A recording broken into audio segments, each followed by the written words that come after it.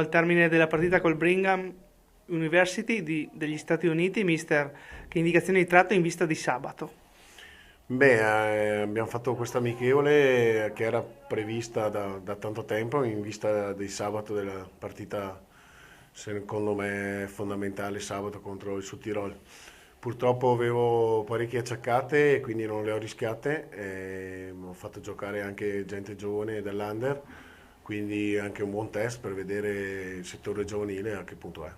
Cosa hai provato oggi, visto che proprio hai detto ne avevi di acciaccate, quali soluzioni magari hai trovato? Beh, sicuramente ho dato minuti alla Zandomenichi, che è un pezzo che è fuori, che aveva bisogno di giocare. Poi la Cetolin e la Barzan soprattutto.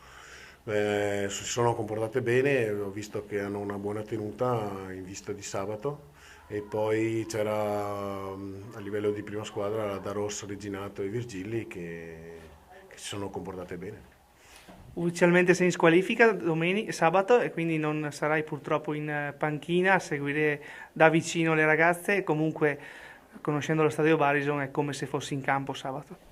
Sì, beh, sono là a ridosso della tribuna, quindi dietro la panchina, in panchina ci sarà Dario De Biasi che con lui faremo le cose assieme. Grazie, mister. Buonasera.